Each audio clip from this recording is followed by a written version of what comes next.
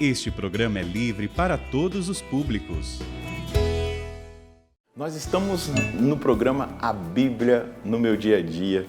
Que coisa boa é fazer essa experiência com a Palavra de Deus. Ouvir, meditar, aplicar, rezar com a Palavra.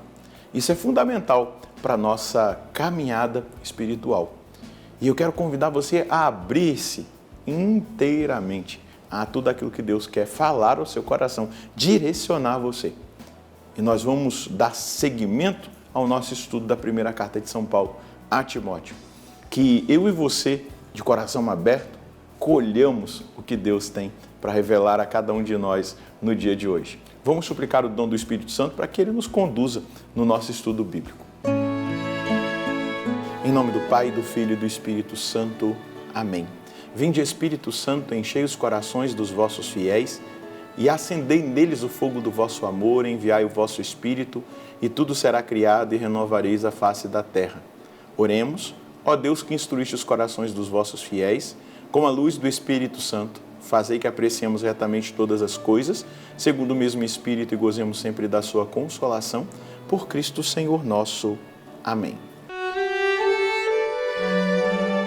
Quero convidar você a pegar o seu caderno de estudos, a sua Bíblia. Nós vamos dar seguimento aqui ao texto da primeira carta de São Paulo ao Timóteo. Vamos começar hoje um novo capítulo, capítulo 3. Então anote aí, 1 Timóteo, capítulo 3, versículos de 1 a 7. 1 Timóteo, capítulo 3, versículos de 1 a 7. Vamos colher de Deus aquilo que Ele quer falar conosco. É digna de fé esta palavra. Se alguém aspira ao episcopado, está desejando um trabalho valioso.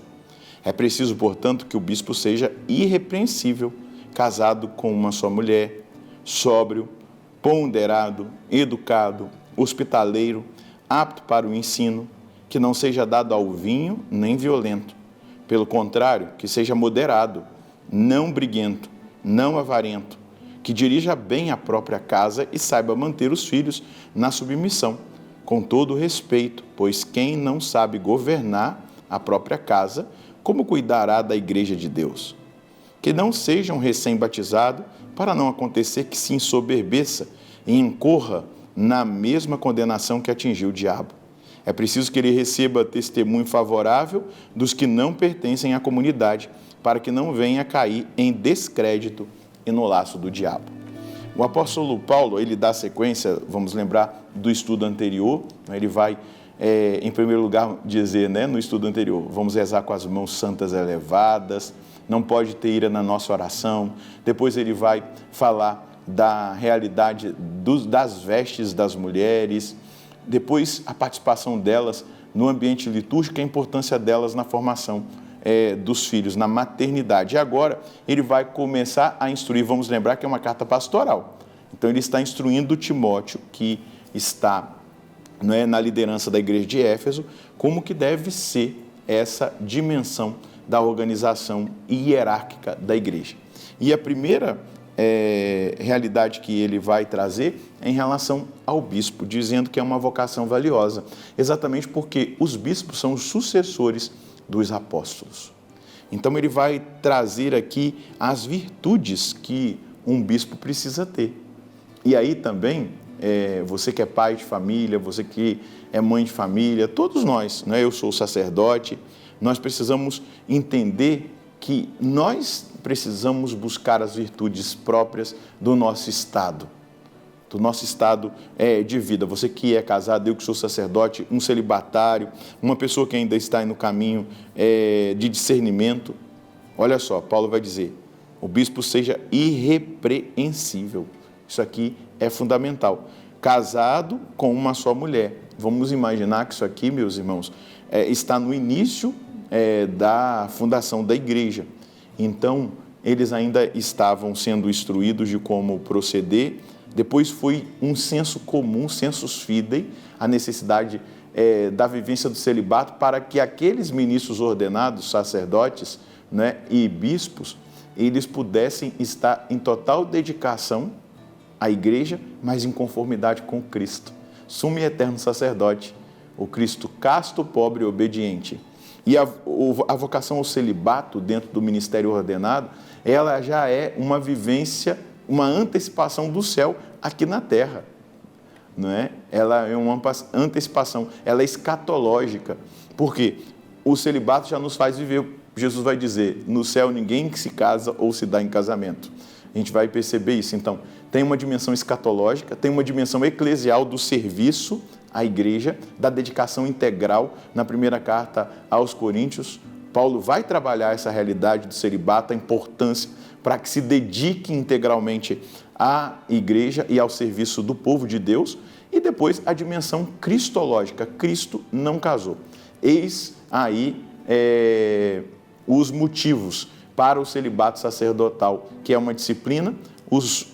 Na igreja oriental e alguns ritos também é permitido que o sacerdote, o presbítero, seja casado e não o bispo. Então, ele vai continuar aqui. Né? Então, naquele contexto, o que ele está dizendo? De uma mulher só. Talvez alguém pudesse ficar viúvo, né? Então, o que ele instruía? Que era melhor que essa pessoa escolhida, madura, não pode ser, ele vai trazer aqui, né? Não pode ser um neófito, um neoconvertido, porque ele pode se orgulhar com o ofício que ele vai desempenhar.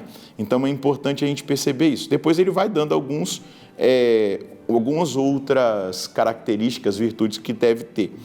Tem que ser sóbrio, ponderado, educado, hospitaleiro, apto para o ensino, porque são funções especiais, específicas do bispo, do presbítero, né, do sacerdote, que não seja dado ao vinho nem violento, pelo contrário, que seja moderado, não briguento, não avarento. O avarento é o que é apegado aos bens materiais. Não pode. Veja só como que ele vai instruindo de uma forma muito clara. Que dirija bem a própria casa, saiba manter os filhos na submissão com todo respeito. Pois quem não sabe governar a própria casa, como cuidará da igreja de Deus?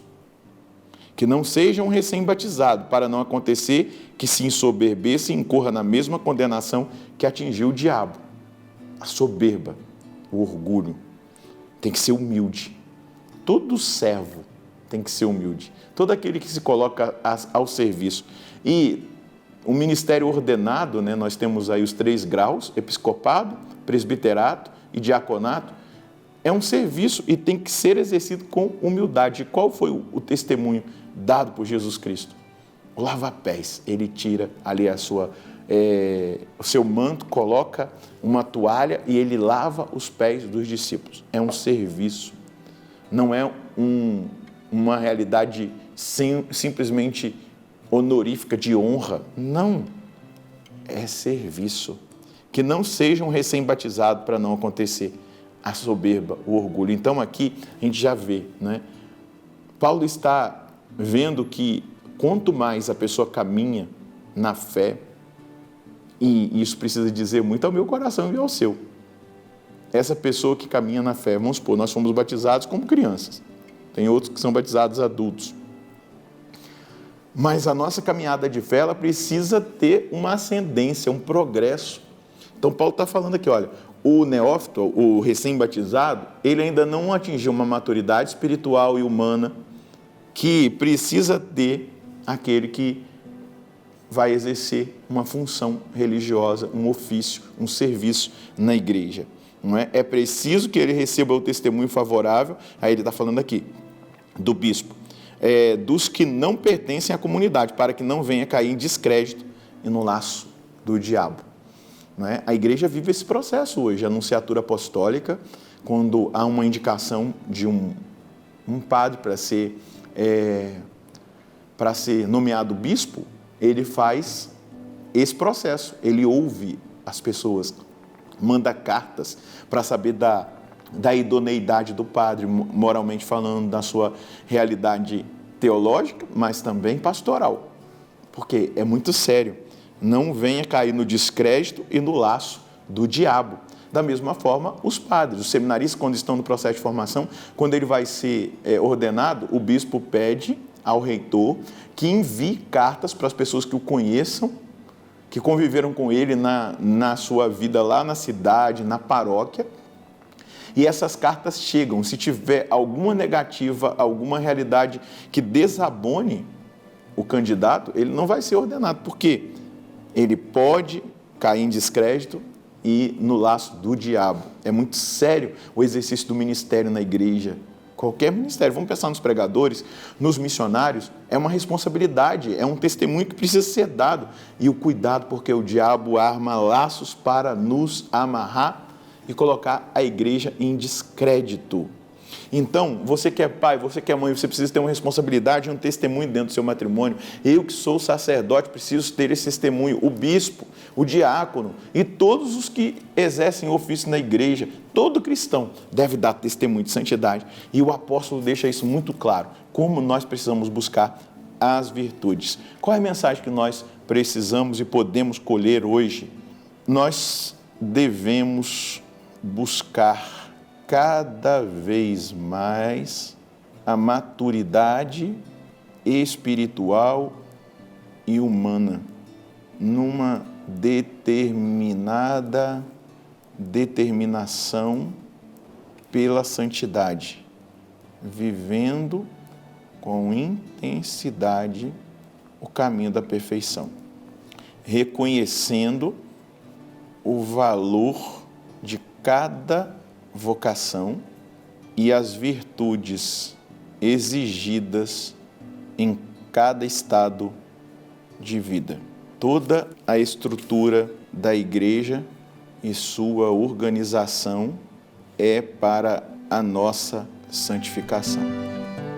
Isso precisa ficar muito claro para nós, diante do que o apóstolo está aqui instruindo, até mesmo dentro da questão do episcopado, do presbiterado, do sacerdócio, e também em todas as outras vocações dentro da igreja. Nós existimos para ser santos, não perca isso de vista.